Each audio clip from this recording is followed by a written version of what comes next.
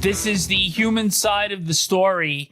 Saturday evening, we saw Winnipeg forward Mark Scheifele playing with the heaviest of hearts, having lost his dad on Friday. And he decided Saturday morning, if not before, that he was going to play in that sixth game against the Dallas Stars.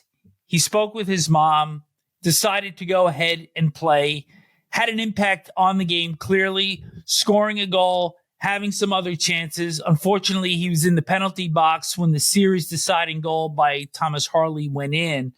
But there have also been other instances where players have had to perform immediately following the loss of a loved one. And we can think back to 2014 with Martin St. Louis having lost his mother with the Rangers on the verge of elimination in the second round against the Pittsburgh Penguins. He decides to play in Game 5. The Rangers bring the series back to the Garden for Game 6. He scores the opening goal of the game for the Rangers. That was on Mother's Day, by the way. And he winds up getting the game-winning assist on Brad Richards' goal in Game 7. And if you go back a little bit further, 2003, quarterback Brett Favre, who was playing with the Green Bay Packers, lost his dad, who he was very close to, on a Monday night game, throws for 399 yards and 4 touchdowns at a 41-7 Packers win. But it just goes to show that the character and the fortitude of being able to move forward while you're grieving is something in professional athletes that is quite remarkable. It is. And I think what happens is all these fellas that have been athletes their whole life and gone up through the ranks to get to where they are in major league sports, you know, their parents are behind them all the way. And I think when you lose a parent, a loved one, a grandfather, grandmother, whatever the case may be, you can think of what would they want me to do? And that's what you end up doing, because it's to just grieve and say, I'm not going to play tonight because I'm going to grieve, or I'm going to honor them by not playing, isn't the proper way to honor them. Probably the proper way to honor them is to go and play and make them proud of you. And Mark Scheifele did that. I want to say too that his dad died suddenly. This was not a long disease or something like that. And so it came as a shock to Mark. And you could see once the game was over that the emotions were going to start to flood out of him about losing his dad, Brad, who was so close to him. And certainly the compassion and empathy showed by the Dallas Stars on the other side. And as we mentioned on Stanley Cup Date, Jamie Benn, who the two of them tangled a game earlier in that series, and it was Ben who led the handshake line for the Stars and embraced Scheifele for a good 15 seconds. And I think for so many of these athletes, it's cathartic to play, and it's a distraction, which serves them in a good way to be able to deal with their grief.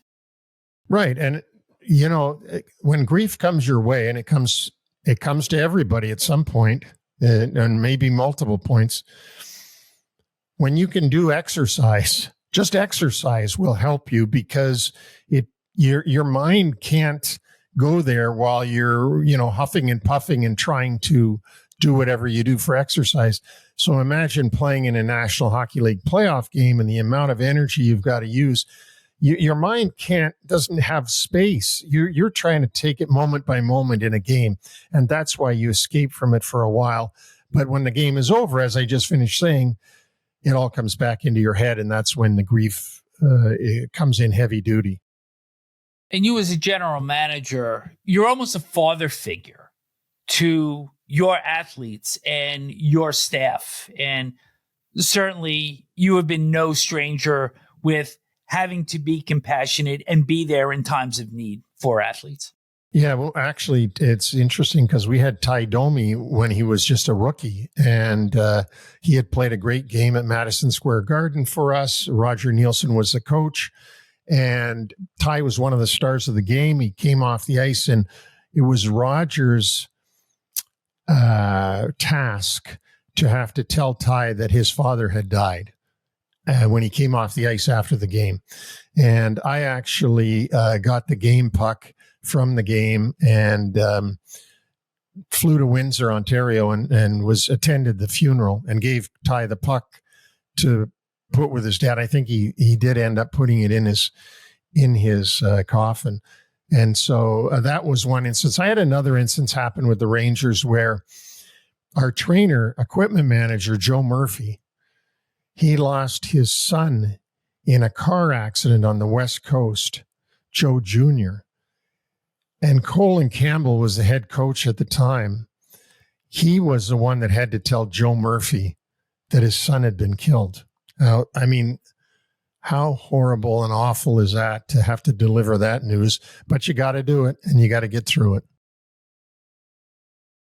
Rough stuff, but also something that makes the hockey community and the NHL in particular so special is the way people pull together. Oh, absolutely. No, that's absolutely right. And they're there to support you when you have a loss. It's a very tight-knit community, really. With all the fighting and the stuff that goes on, it's a very tightly knit group.